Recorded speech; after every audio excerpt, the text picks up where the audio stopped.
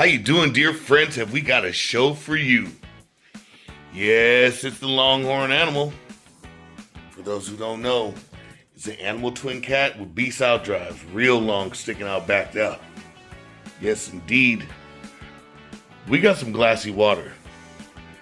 I'm going to put the 42 high rakes on there, which are on there. And we're going to try it on two different battery configurations and see if we can see what kind of speeds we can get. It's going to be a lot of fun. I really like this longhorn animal.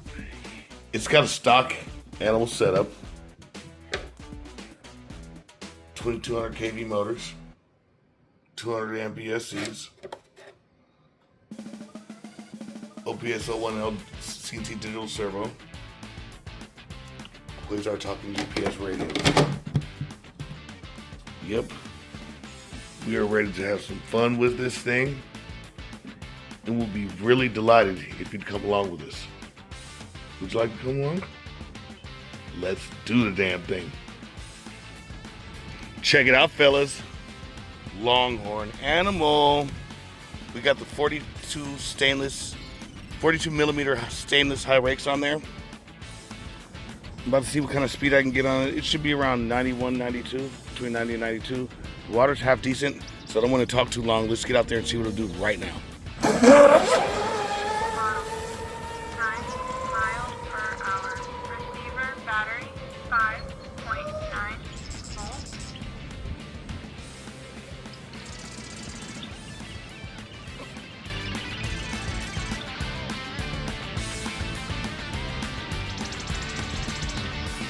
Water looks pretty damn good. Model 7 miles per hour.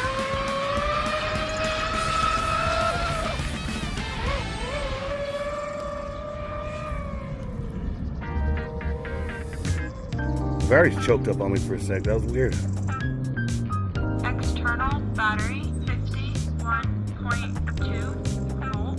Receiver battery 5.9 volt.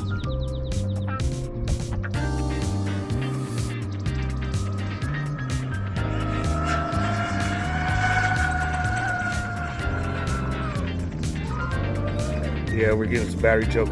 I might have the batteries too far forward. A great chance. So I brought two setups of batteries.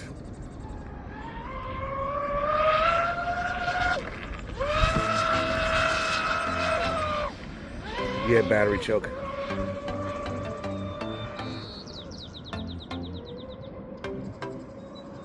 Model speed 72 miles per hour.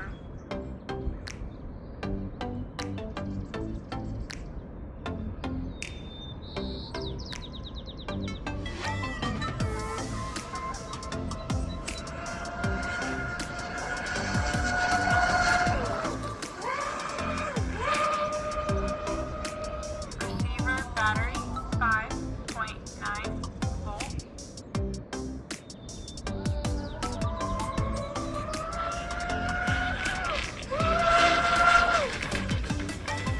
Those longhorns, they like it. Just battery chokes. I got the batteries too far forward. We'll put some lighter batteries in.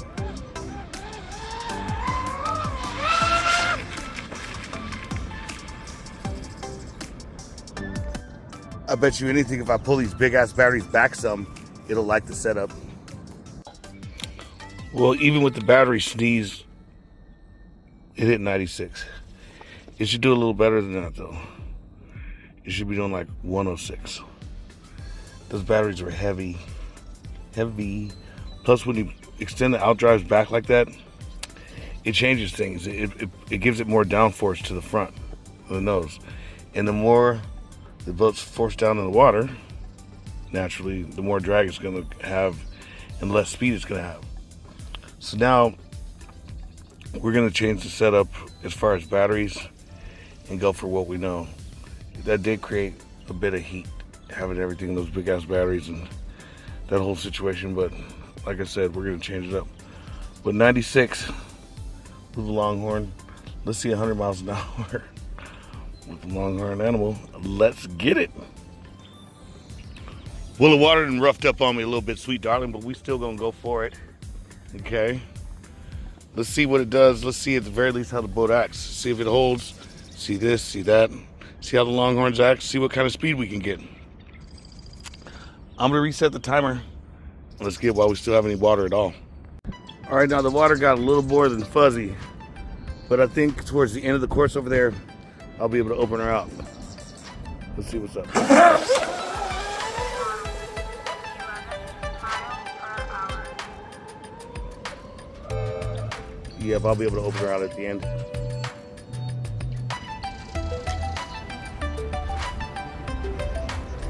Model miles per hour.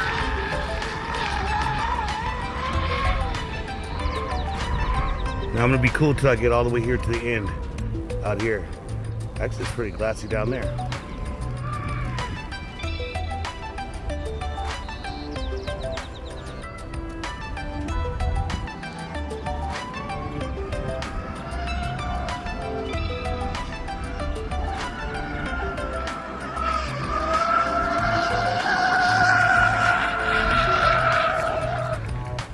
That was full clamp for a while here at the end.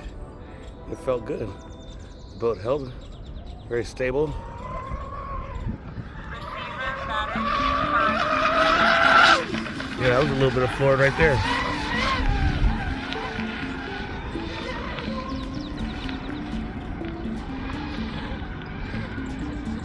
These batteries aren't the best matched. I'll tell you that. So we might do this test a couple times. 1 mile per hour.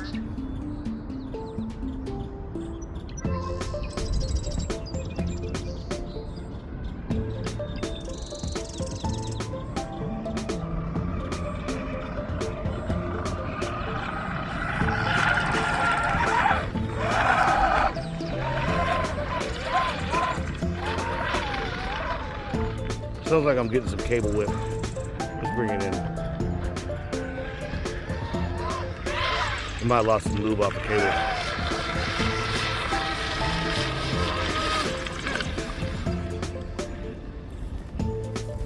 Where is my animal?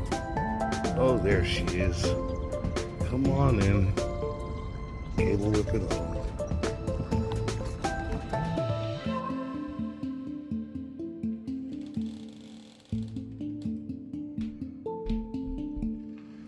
A bit of catastrophe is stricken. We broke one of these pins. Remember the pins that cut short? Well, notice that one's blue, anodized. That's because it's aluminum. We actually made an upgrade part for these out of stainless steel. But when I cut one, I cut an aluminum one because I didn't think it would have enough leverage to break it. But when you have drives this long, that gives it the leverage. Not a big deal. We're going to fix it. Fortunately, the shaft is still good. No kinks, rub marks, or anywhere. On the Outdrive, the ball end got kind of mangled. We can totally reuse this, but I'm just going to put a whole nother leg on there. Now here's the top of the aluminum pin that broke, and here's our stainless steel pin that we're going to replace it with. That was already on there. I'm going to cut a little off the top so it'll adjust up higher. Be dialed. So this one I cut and flattened a little bit so it can bite into a flat spot. All right, we got that all stainless in there and bolted. I actually installed a nut on the inside to really tighten this area up. Gonna do the same on this side, change that bent prop, and we're back in business. Wonderful, both sides are done.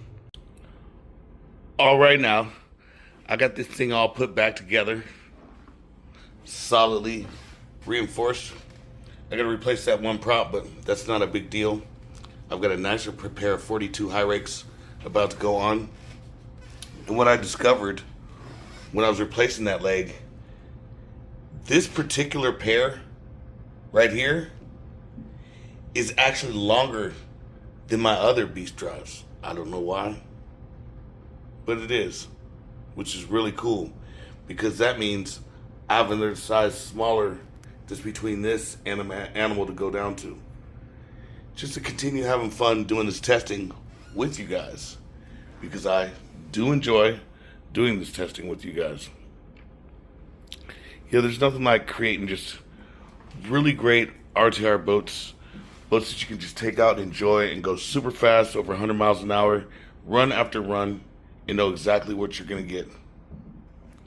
And if you enjoy this level of testing and excellence, subscribe to our channel. Smash that like button, and by all means, continue enjoying radio control model boating. Bill Oxtein and Longhorn Animal, over and out.